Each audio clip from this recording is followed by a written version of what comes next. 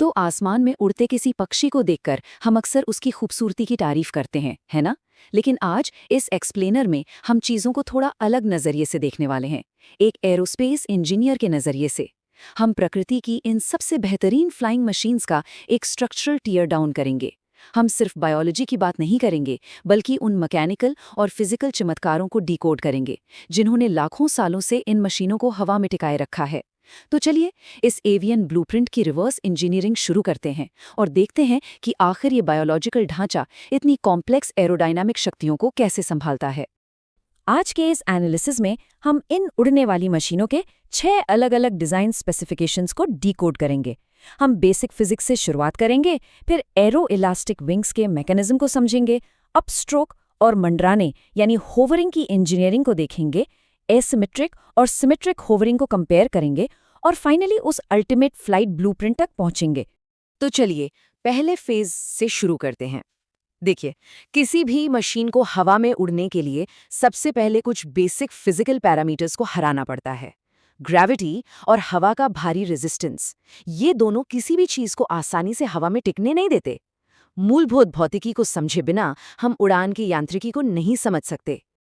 आप जरा इस कोर इंजीनियरिंग पजल के बारे में सोचिए। प्रकृति आखिर एक ऐसी मशीन कैसे बनाती है जो एक ही समय में पंख भी फड़फड़ा रही है और उड़ भी रही है?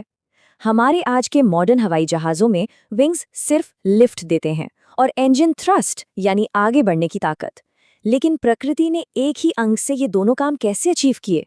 फ्लूइड डायनामिक्स के नजरिए से देखें तो पंख फड़फड़ाने वाली उड़ान दुनिया की सबसे जटिल समस्याओं में से एक है। किसी भी मशीन को हवा में आगे बढ़ने के लिए एक परफेक्ट बैलेंस की जरूरत होती है। ये मुख्य रूप से 4 फोर्सेस का खेल है। लिफ्ट, जो मशीन को ऊपर खींचता है, थ्रस्ट, जो उसे आगे धकेलता है, ड्रैग यानी हवा का घर्षण, जो उसे पीछे रोकता है, और वेट, जो ग्रेविटी का नीचे की तरफ खिंचाव है। सिंपल सी बात है, हवा में टिके रहने के लिए आपके थ्रस्ट को, ड्रैग को हराना ही होगा और लिफ्ट को, वेट को। Okay, let's dive into this. जरा इस मैलार्ड बत्तख को देखिए। इसे सिर्फ एक जीव मत समझिए, ये एक बेहद डायनामिक सिस्टम है। जब ये उड़ रही होती है तो हर मिलीसेकंड में तात्कालिक बल यानी इंस्टेंटेनियस फोर्सेस पैदा कर रही होती है। इसके पंखों का हर एक स्ट्रोक उन चारों एरोडायनामिक फोर्सेस के साथ लगातार एक जंग लड़ रहा है। ये हमारे कमर्शियल प्लेन्स की तरह कोई फिक्स्ड और सिंपल सिस्टम नहीं है। ये एक ऐसा सिस्टम है जो हर पल खुद को हवा के प्रवाह के अनुकूल ढाल रहा है। अब हम अपने ब्लूप्रिंट के दूसरे हिस्से की तरफ बढ़ते हैं। एक इंजीनियर के तौर पर मेरे लिए ये हिस्सा सबसे ज़्यादा फैसिनेटिंग है। हम देखेंगे कि मैक्सिमम एफिशिएंसी बनाए रखने के लिए विंग्स फिजिकली डिफॉर्म कैसे होते हैं, यानी अपना आकार कैसे बदलते हैं। यहाँ हमें एरो इलास्टिक शब्द को समझना होगा। हमारे हवाई जहाज़ों के सख्त मेटल वाले पंखों के बिल्कुल उलट प्रकृति के विंग्स फ्लेक्सिबल होते हैं। और ये कोई डिफेक्ट नहीं है। ये देखकर सच में हैरानी होती है कि एक विंग बीट के दौरान जब हवा का भारी दबाव पड़ता है तो ये पंख डायनामिकली कैसे रिस्पॉन्ड करते हैं और मुड़ते हैं। ये लचीलापन एक बहुत ही ब्रिलियंट डिज़ाइन फीचर है। तो ये एरो इलास्टिसिटी काम कैसे करती है? पंख का अंदरूनी हिस्सा जो शरीर के करीब होता है वो ज़्यादा मूव नहीं करता।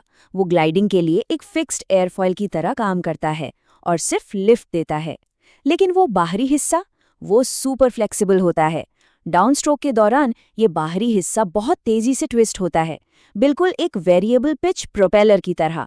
ये हवा को सिर्फ नीचे नहीं बल्कि पीछे की तरफ भी धकेलता है और इसी वजह से बिना ऊंचाई खोए एक जबरदस्त फॉरवर्ड थ्रस्ट जनरेट होता है। चलिए, अब एक बड़ा सवाल। एक बार जब पंख हवा को नीचे धकेल देता है तो ये बायोलॉजिकल मशीन आसमान से गिरे बिना अपने प्रोपल्शन मैकेनिज्म को वापस रीसेट कैसे करती है? यहीं से अपस्ट्रोक की इंजीनियरिंग शुरू होती है। सोचिए ये डिज़ाइन की कितनी बड़ी लिमिटेशन है।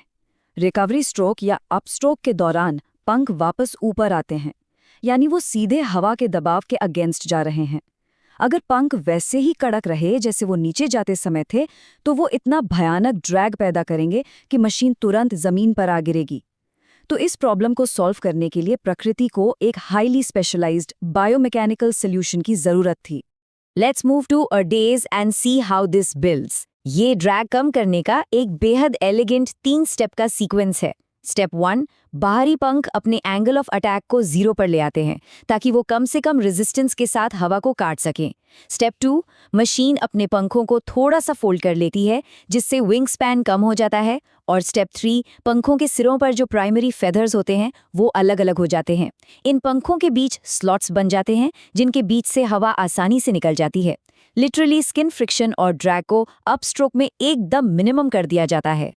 ओके, अब तक हम आगे की ओर उड़ने की बात कर रहे थे, लेकिन अब हम अपना फोकस एविएशन के सबसे डिमांडिंग मैनूवर पर शिफ्ट करते हैं, यानी मंडराना, या जिसे हम हॉवरिंग कहते हैं।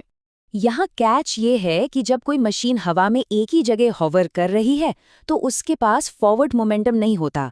मतलब वो आगे बढ़ने की स्पीड का इस्तेमाल लिफ्ट बनाने के लिए नहीं कर सकती। हवा का कोई एक्स्ट्रा सपोर्ट नहीं मिलता। अब मशीन को पूरी तरह से पंखों की raw high energy stroke mechanism पर डिपेंड रहना पड़ता है। ये लिटरली सबसे ज्यादा एनर्जी खर्च करने वाली चीज है। और यहीं हम इस एक्सप्लेनर के क्लाइमैक्स पे पहुंचते हैं। हम इवोल्यूशन द्वारा तैयार किए गए हवरिंग के 2 अलग-अलग मैकेनिज्म्स का डायरेक्ट कंपैरिजन करेंगे, असिमेट्रिक वर्सेस सिमेट्रिक हवरिंग। अगर हम बड़े मॉडल्स यानी बड़े पक्षियों और छोटी माइक्रो मशीन्स को कंपेयर करें तो काफ़ी अंतर दिखता है। बड़े पक्षियों में जो स्ट्रोक होता है उसे एवियन स्ट्रोक या असिमेट्रिक होवरिंग कहते हैं। इसमें पंख नीचे आते समय तो लिफ्ट देते हैं, लेकिन ऊपर जाते समय ड्रैग कम करने के लिए मुड़ जाते हैं। ये थोड़ा भारी और एनर्जी कंज्यूमिंग तरीका है। लेकिन दूसरी तरफ हमिंग बर्ड जैसे छोटी जीवों को देखिए। इनमें सिमेट्रिक होवरिंग या इंसेक्ट स्ट्रोक होता है। इनके पंख अप स्ट्रोक के दौरान भी पूरी तरह फैले रहते हैं और लिफ्ट पैदा करते हैं। ये एक परफेक्टली ऑप्टिमाइज्ड डिजाइन है। Now what's really interesting about this slide is, जरा इन विंग टिप पार्ट्स के विजुअल्स को ध्यान से देखिए। बड़े पक्षियों में विंग का पार्ट एक सिंपल ओवल या अंडाकार आकार का होता है, लेकिन हमिंग बर्ड का पैटर्न एकदम अलग। ये एक लेटा हुआ 8 या लाइंग फिगर 8 बनाता है। बैक स्ट्रोक के टाइम पंख इस तरह मुड़ जाता है कि ऊपरी सतह निचली सतह बन जाती है और ये मशीन दोनों ही दिशाओं में लगातार लिफ्ट बना पाती है। ये सच में एरो इलास्टिसिटी और कॉम्प्लेक्स किनेमैटिक्स का एक मास्टरपीस है। और अब इस नंबर को देखिए, 52।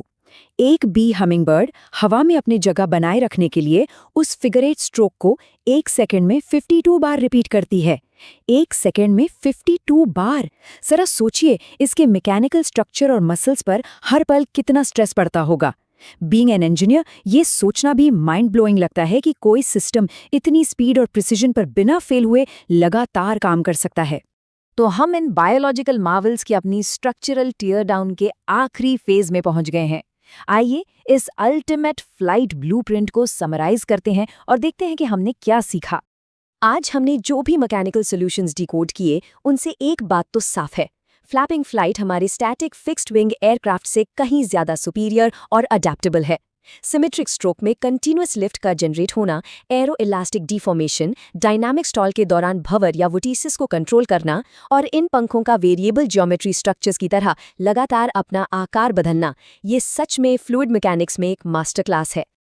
अब आज के हमारे सबसे एडवांस्ड फाइटर जेट्स में हम वेरिएबल ज्योमेट्री विंग्स बनाने की कोशिश कर रहे हैं, लेकिन जरा सोचिए, अगर प्रकृति ने लाखों साल पहले ही वेरिएबल ज्योमेट्री और एरो इलास्टिक विंग्स को परफेक्शन के साथ डिजाइन कर दिया था, तो इस बायोलॉजी के ब्लूप्रिंट में ऐसे और कितने राज छिपे हैं जो हमारे अगले बड़े इन्वेंशन को इंस्पायर कर सकते हैं। ये एक ऐसा सवाल है जो किसी भी इंजीनियर या साइंस लवर को सोचने पर मजबूर कर देगा। इस एक्सप्लेनर में हमारे साथ इस बायोलॉजिकल ब्लूप्रिंट को डिकोड करने के लिए शुक्रिया।